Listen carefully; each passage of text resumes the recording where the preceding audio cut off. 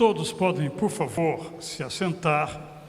Eu vou ler os versículos primeiros de João 15, versos 1 a 8. Em seguida, vamos meditar silenciosamente junto com uma música instrumental que nos será apresentada. João 15, 1 a 8, leio na Nova Almeida Atualizada. Você pode me acompanhar na versão que você regularmente use. Eu sou a videira verdadeira e o meu Pai é o lavrador. Todo ramo que estando em mim não der fruto, ele o corta. E todo o que dá fruto, ele limpa, para que produza mais fruto ainda. Vocês já estão limpos por causa da palavra que lhes tenho falado. Permaneçam em mim, e eu permanecerei em vocês. Como o ramo não pode produzir fruto de si mesmo, se não permanecer na videira, assim vocês não podem dar frutos, se não permanecerem em mim. Eu sou a videira, vocês são os ramos. Quem permanece em mim e eu nele, esse dá muito fruto, porque sem mim vocês não podem fazer nada. Se alguém não permanecer em mim, será lançado fora à semelhança do ramo e secará. E o apanham, lançam no fogo e o queimam. Se permanecerem em mim e as minhas palavras permanecerem em vocês, pedirão o que quiserem e lhes será feito. Nisto é glorificado meu Pai, que vocês deem muito fruto e assim mostrarão que são meus discípulos.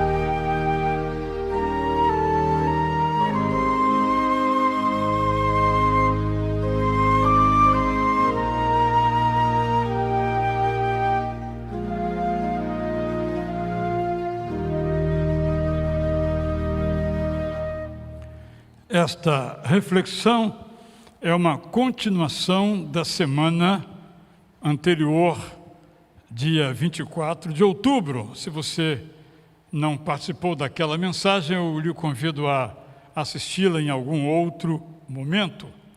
E nós terminamos afirmando que se nós estivermos ligados em Jesus, nós viveremos para a glória de Deus. Respondi a uma pergunta: como nos ligamos a Jesus, a árvore verdadeira? Eu dei duas respostas. Primeira, nós nos ligamos a Jesus quando mantemos em nosso coração a certeza de nossa salvação como obra de Jesus, não como autoconquista. E perguntei: você tem certeza da sua salvação? Em seguida, eu afirmei que nós nos ligamos quando temos a certeza que nós somos habitados pelo Espírito Santo. Ele disse que nos deixaria, mas enviaria o Paráclito, o Consolador, o Espírito Santo, o Espírito de Cristo, e que esse Espírito habitaria entre nós e habitaria dentro de nós. Agora a pergunta que eu quero responder é: como permanecemos ligados? Acho que vale a pena você viajar um pouquinho aí com a sua mente, imaginar uma planta, uma laranjeira, uma mangueira, um mamoeiro, uma ceroleira, uma goiabeira. E você sabe que por mais resistentes que sejam algumas destas árvores, elas precisam que as suas raízes estejam ligadas a uma fonte de água. Se não estiverem, elas vão permanecer durante algum tempo, umas mais, outras menos tempo, e vão secar. Até o capim precisa de estar ligado a uma fonte de água, às vezes um pingo, um orvalho, algo que se dê por meio de um processo de irrigação, porque senão vai crestar e vai se secar de tal modo que não servirá para nada. Vamos só lembrar um pouquinho disso, embora sejamos urbanos, mas conhecemos aí essas plantas.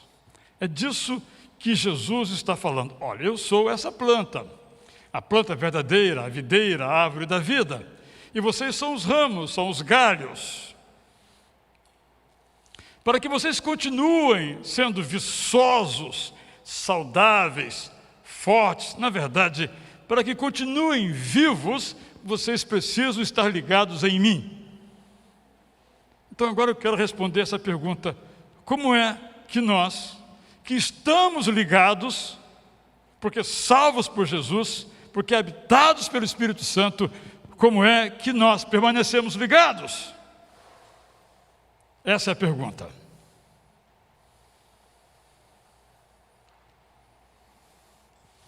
Hoje, no programa Momentos com Cristo, o Marcos Lima me fez uma pergunta. E a pergunta foi: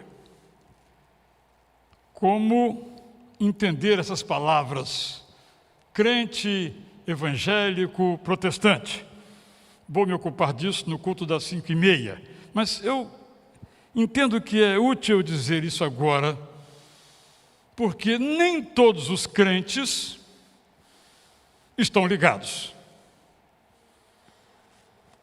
Era para estarem, mas nem todos estão. Você está ligado? Eu sempre me faço essa pergunta: eu estou ligado à árvore da vida que é Jesus? Porque eu sei que se eu estiver ligado, eu vou ter vida. Eu sei que se eu não estiver ligado, eu até posso parecer que tenho vida, mas logo eu vou secar. Simples assim. Então, tenho 3 sugestões a fazer para nós que estamos ligados, que já fomos ligados pela obra de Cristo, permanecermos ligados. Primeiro, nós permanecemos ligados quando nós mantemos firme a convicção de que aceitamos o senhorio de Deus sobre as nossas vidas. Mantemos-nos ligados quando mantemos firme a convicção de que aceitamos sobre as nossas vidas o senhorio de Deus. Senhorio absoluto, não um senhorio parcial. Por isso, a nós pode soar um pouco estranho um dos principais títulos dados a Deus no Antigo Testamento: Senhor dos Exércitos. Ou seja, não tem nenhuma outra força, nenhum outro poder, nenhuma outra voz. É o Senhor dos Exércitos, é senhorio absoluto sobre as nossas vidas. Senhorio interventivo, porque há muitos cristãos que creem num Deus relojoeiro, uma imagem antiga, que vem do século XVII, para indicar a crença de que Deus realmente é o Criador do mundo, como se fosse um relojoeiro que deu a corda no relógio, e agora o relógio toca a sua vida até essa corda terminar naturalmente. Deus não mexe na história, não intervém na história, não altera o curso da história. Ela, como a natureza, tem vida própria. Não. O senhorio absoluto de Deus é também interventivo.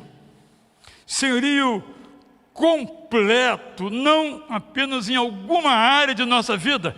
Deus é Senhor no campo religioso, mas não é no campo profissional. Como se lá eu pudesse fazer o que bem entendesse, seguindo as regras do jogo. Mas quando essas regras do jogo interferem no senhorio de Deus sobre a minha vida, com que regras eu fico?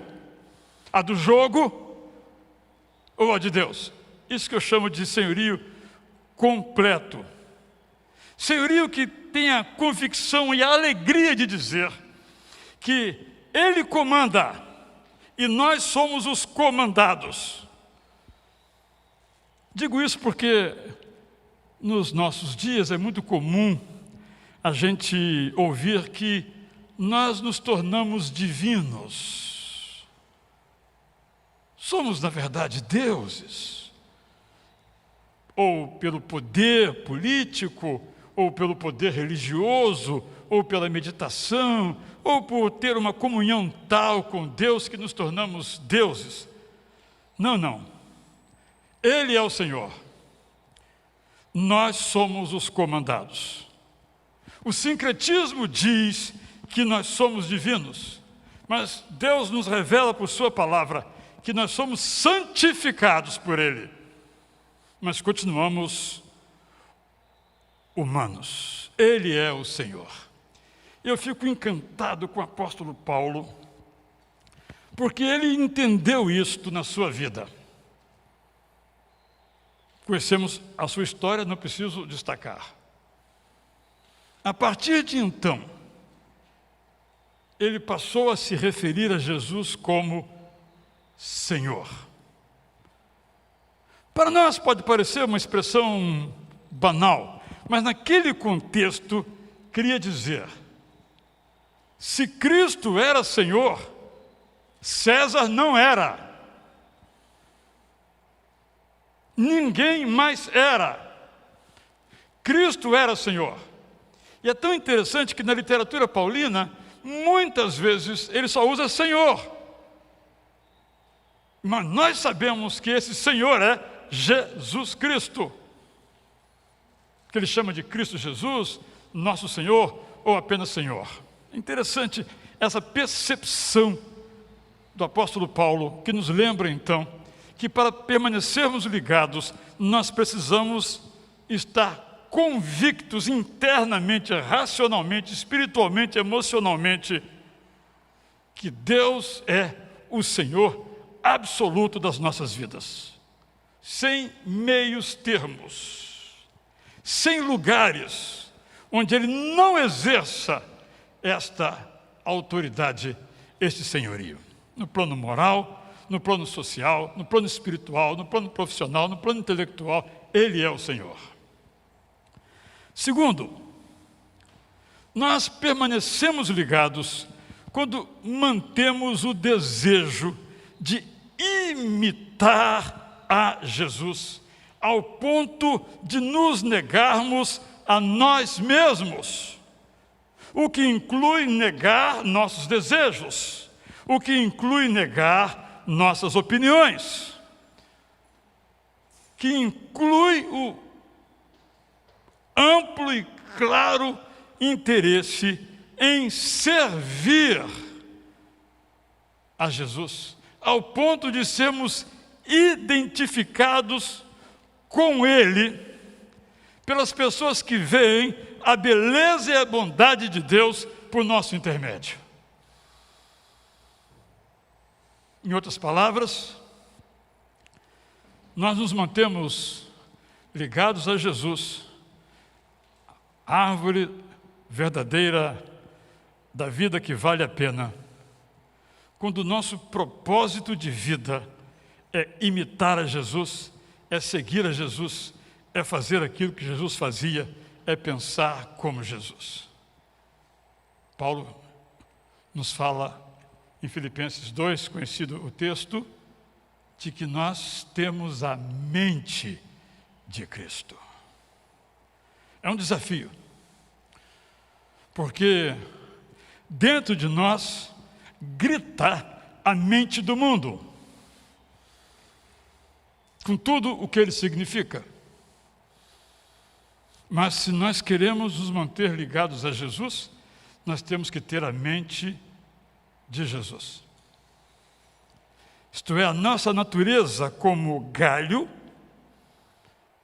tem que ser igual à natureza da árvore.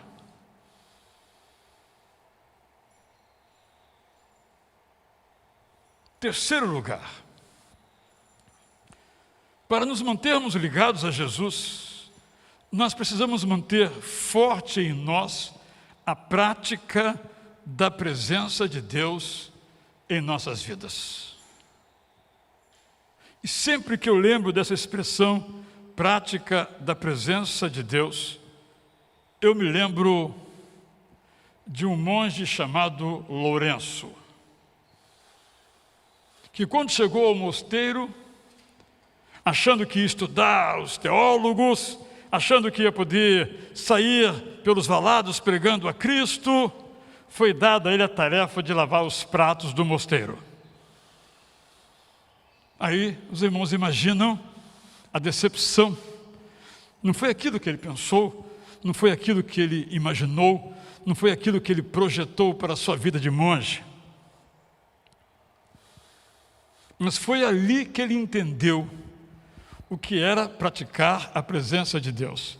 Naquele trabalho, naquele caso em particular, menor, aquele trabalho em que ninguém gostaria, mas era um trabalho onde só havia ele e o barulho da água nos talheres. Mais ninguém.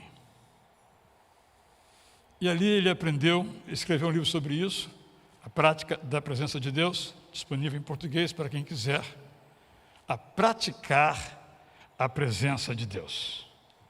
Por que praticar a presença de Deus? Porque nós sabemos, nós lemos e temos em nossa mente aqui, que Deus está sempre conosco, que Deus é Emmanuel. Dizem que por aqui agora estão passando muitas ondas. Ondas de rádio, ondas de televisão, ondas disso, ondas daquilo. Um engenheiro eletrônico nos daria uma boa informação a esse respeito. Mas alguém está captando? É como se não existisse. Para nós não existe. Por isso que não basta que Deus seja Emmanuel, não basta que Deus seja Deus conosco. Nós temos que praticar a presença dele em todos os lugares, não apenas no templo. Acabamos desenvolvendo dicotomicamente a ideia de que Deus está presente no templo e quando vou ao templo eu vou lá me encontrar com Ele. Muito interessante que nesse contexto em que vivenciamos, algumas pessoas começaram a discutir se uma ceia do Senhor virtual era uma ceia do Senhor. E o argumento era, de alguns, não, porque não é a igreja reunida. Um argumento insustentável. Mas o outro era, não, porque Deus não está presente, porque Ele está presente no templo. Tem que ser os irmãos reunidos no templo. É um argumento sacramentalista, mas também insustentável. Porque desenvolvemos essa ideia. Se não estamos no templo, não estamos na presença de Deus. Esse é o conceito. E se for assim, você pratica a presença de Deus quantas horas por semana? Ai da sua fé, se ela depender apenas do tempo que você vai ao templo. Na melhor das hipóteses, 2 horas por semana. Insustentável essa relação com Jesus Cristo, baseada apenas no tempo em que você está no templo. Então eu e você temos que praticar a presença de Deus onde quer que estejamos. Isso inclui o que alguns gostam de fazer, já se tem feito bem regularmente, dar um giro por um shopping, por uma rua movimentada. Ali é o lugar de você também praticar a presença de Deus. Já imaginou se todos os vendedores, por exemplo, praticassem a presença de Deus quando se relacionam conosco? Ou já imaginou se nós, quando fôssemos comprar isto ou aquilo, praticássemos a presença de Deus? As diferenças que isso faria em todos os sentidos. Praticamos a presença de Deus nos momentos de oração, mas também fazendo de todos os nossos momentos de oração. O apóstolo Paulo disse: orem sem cessar.